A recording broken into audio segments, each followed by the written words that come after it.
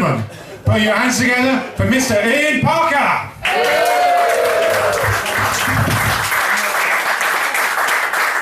Good evening, everyone. Are you enjoying yourselves? Yeah. Well, that's going to end now. These days, I'm a sailing instructor for the Navy, but before that, for more than 30 years, I was an aviation journalist and a pilot instructor on the Yakovlev series of Russian aircraft. And I've presented this show, if you can call it a show, to specialist audiences such as flying clubs and aviation bodies. And so what we're trying here tonight is to see if it works to a general audience. So I'm taking the technical level right down, particularly when you've got people like him in the audience. And we're going to give this a go and see if it works. Now, the difference between me and all the other acts that you've probably seen is that all these stories are true. I can't prove it, you're just going to have to accept my word for it. I'm going to start off by showing you a picture. Now, I appreciate this is a bit small, because I wasn't going to pay for an A3 picture.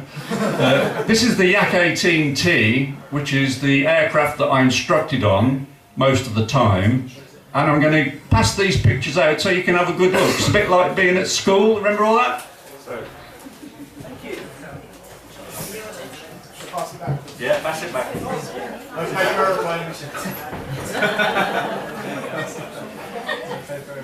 So when you've seen the picture, when it's come past you, you see that it is a conventional aeroplane. It's a 4-seat touring aircraft. It's rather a big one. It's a bit like a flying car. And with the long-range tanks in it, it'll fly for 5 hours.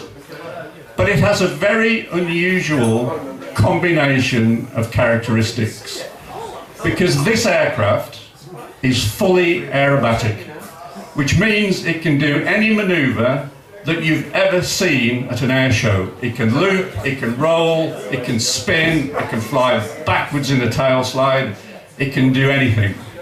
So what's funny about this?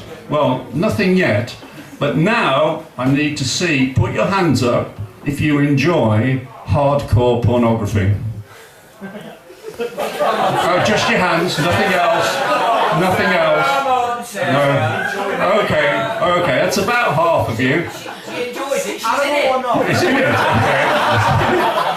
Okay. So, for the people who didn't put your hands up, for all those innocents among you, you'll be interested to know that there is a subgenre of hardcore porn where people achieve sex firsts, such as the first people to have sex on the top of Everest, or in a submarine, or upside down in a lift, or something like that. Now, people have been having sex on aeroplanes for a very long time, and it's probably not even known who the first people were to have sex on an aeroplane. It's lost in the mists of time. The Wright brothers. The Wright brothers. I wondered if anybody had had sex in an aeroplane while it was doing aerobatics. So I went on a major project of research looking at pornography to try and find a video of people having sex in an aeroplane while it's doing aerobatics, and I couldn't find one. So I thought, I'm going to make this happen. I'm going to make this happen. So I contacted a load of porn companies, sent emails to them saying, look, I've got this 4-seat, fully aerobatic aircraft. Would you like to make a porn film of people having sex in the back while I fly it through a series of manoeuvres? And I had no response at all. I sent emails to Germany, to South America, to wherever they do it in America. I got one response from a porn company in Guildford, would you believe? He said, yes, we'd like to come and try this. Now, the reason there aren't any porn films shot in aerobatic aircraft, normally because you have either 1 or 2 seats. Now, obviously, single seat is no good, but even if you have a 2-seater and you're sitting side by side, how are you going to do it? Because somebody's got to fly the plane. And flying the plane is quite a demanding task. You've not only got to control it, you've got to talk to air traffic, you've got to watch the weather, you've got to make sure you don't bus controlled airspace. The other guy's got to operate the camera, and you've got to be strapped in the front seats. So how are you going to do a porno in a 2-seat plane? You can't. You need a 4-seater. So There's the picture of the back seats, you know, with the straps and everything. So the other thing is, you can't have the people strapped in.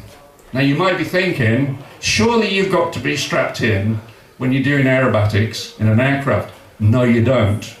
Because it's possible to do a full sequence of aerobatics, keeping positive G on the people in the plane. You're all under positive G now. You're under 1G, keeping in your seats. You can do a loop, you can do a roll, you can go upside down and keep positive G on the people so they stay in their seats. So the company said yes, they were going to do this, and they came along. There was no problem at all in getting a female actress to agree to it. The problem was getting the guys, because all these actors, they have a reputation to keep up. And for the men, it's the ability to get and maintain an erection when the producer wants it. Now, here we come to the next problem. When you're pulling into a manoeuvre, you have to pull lots of G. In this aircraft, to loop the loop, you have to pull 4.5 G.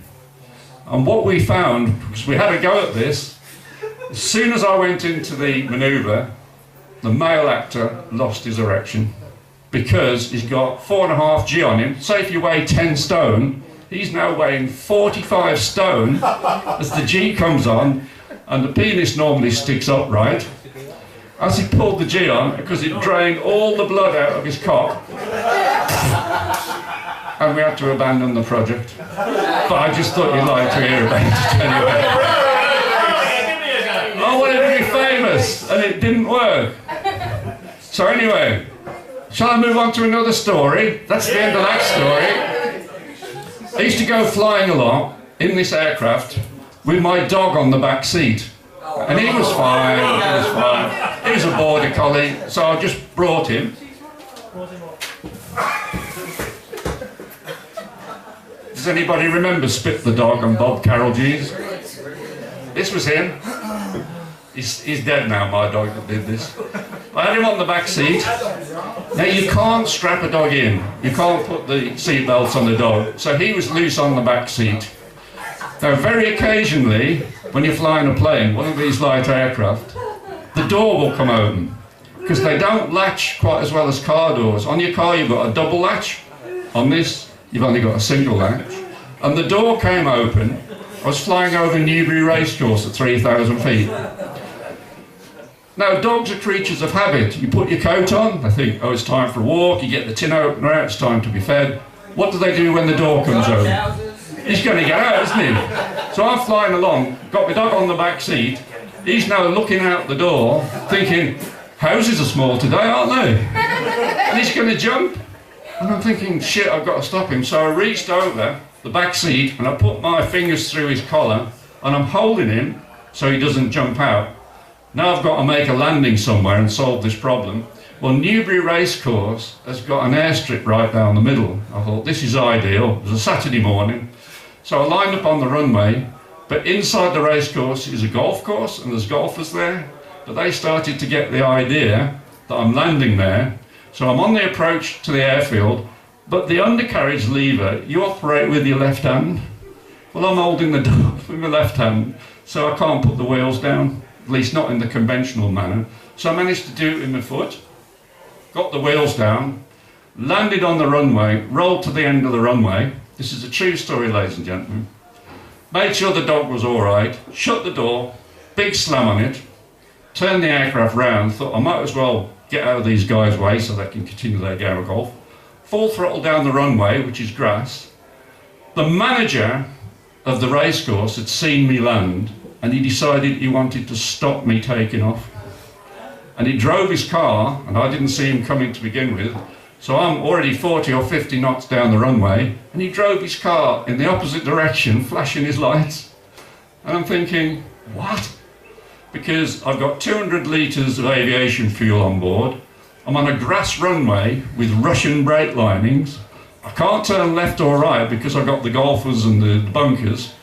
If I close the throttle and jam the brakes on and we hit propeller to bonnet, there's going to be a conflagration. So I just held the throttle open, got the aircraft airborne as slow as I could, flipped the gear selector up, and the wheels come up really slowly, really, really slowly. And I'm waiting for the sound of my wheels hitting the roof of his car, and it didn't come. I must have gone over there with 2 feet of clearance. And I'm thinking, if the wheels had just touched the roof, what would the insurance claim have looked like? Dear Mr. Osgood, remember his name, how exactly did you get 3 tyre tracks down the roof of your car? But I managed to get away from it. I'm going to leave it there, ladies and gentlemen. I've got 3 books with me because I write about this sort of stuff too. I'm going to give these books out to anybody who wants one. If you want me to sign them later, I'll do so, and then we'll have a beer together. So this one's The Sea Lion. This is a tragic, romantic story about sailing. Who'd like that one? You like that one? Reaching out for a higher ground. This one is a compilation of these kinds of stories. Who'd like that one? Somebody over here?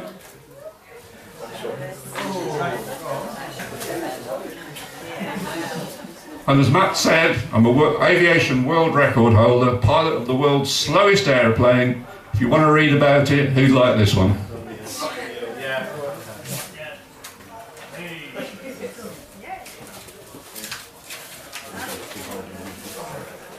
Okay, ladies and gentlemen, that's it. Thanks for your attention.